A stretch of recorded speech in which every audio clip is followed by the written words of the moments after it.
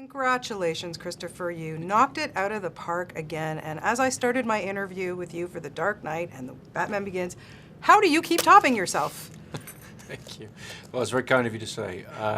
I mean, to be honest, we only go into a film if we know that we've got a story to tell, and we really felt like we needed to finish the story and put it together as one piece of work on trilogy. And so we felt very strongly going into it that we had a story to tell, and that's the thing you really need.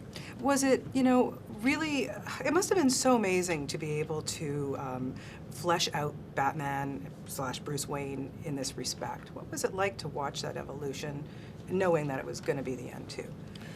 I was just really enjoying watching what Christian had done with the role. We've been working on these films for 9 years. It's a long time that I've been watching him develop the character. And it was pretty amazing to go back and look at the first two films and just see how the character of Bruce Wayne had changed going into the third film, and then making and shooting The Dark Knight Rises, just watching Christian take that character even further. It's been a real pleasure. I wanted to ask you that because what was it like from the first day that you guys started working on this 9 years ago, and to watch him now? We know he's a brilliant actor. He wins an Oscar finally. He's so fantastic. But from your perspective, to watch him grow, what has been the biggest change for you that you've seen? I think Christian's extremely consistent in his methodology. So really, there's been no change in the way he works. Even after he won his Oscar and all that, he's the same Christian, which is terrific. He's a very grounded performer, and the way he approaches the characters is very grounded. He really just tries to inhabit the psychology and taking on Bruce Wayne, who's really been in a kind of self-imposed isolation in a sense for about 8 years, almost like a Howard Hughes figure. Christian just really tried to approach that characterization from inside and really present the truth of that and what that would be, and it's a fun thing to watch on screen. Yeah, everybody's always with anticipation. Chris Nolan's opening scenes. What are they going to be like? Again, I don't know how you're going to top this one. That plane stunt. Can you just take me through that a little bit? And was your heart like non-stop pounding when you were shooting that? It was pretty intense to shoot. We tried to do as much of it in camera as possible, and so we were up in helicopters filming a fuselage of a plane hanging from a heavy lift helicopter, and stunt guys on the side of it and everything. I found it pretty thrilling, actually, and it's one of the great privileges of my job, really, that you get to sit there with your writing partners and come up with something outlandish, and then spend months planning it with great stunt coordinators, special effects guys, and everything, and then you actually get to go up in a helicopter and see these amazing things take place in front of you. It's a joy. Were any mishaps, or I hope not, but that's pretty dangerous, my friend.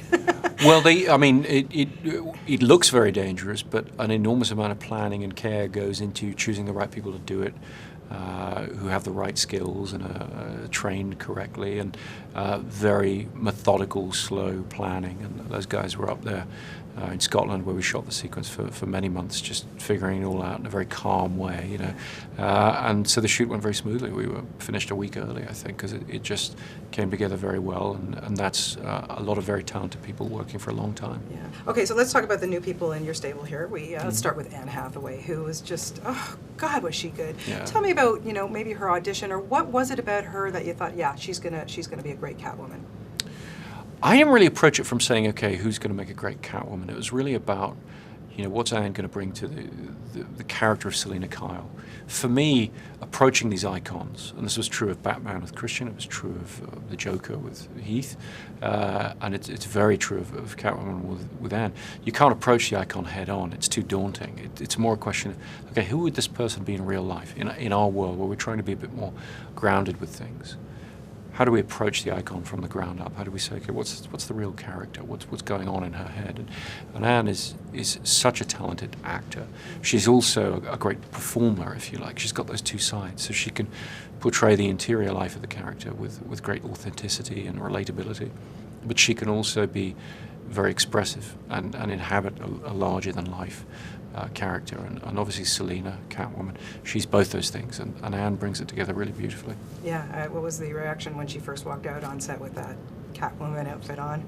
People were pretty impressed. The crew was very impressed, I think. But I think they were even more impressed when they saw what she could do in that outfit and how she could fight and kick and just do all these amazing things. And she trained for many months very hard to figure all that out. And it's very important that she do it all herself, because there's performance in all of those movements. There's a dance-like quality to the way Selina has to move, and you have to really believe in that and invest in that. And what Anne's done, I don't think anyone will realize how much of it she's done on her own.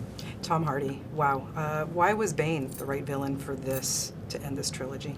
For me, Bane was the right villain because we had never put Batman, Bruce Wayne, up against a physical adversary, someone who could stand toe-to-toe with him in a physical sense and project a very genuine sense of physical threat that, Batman might not actually survive the conflict with this person.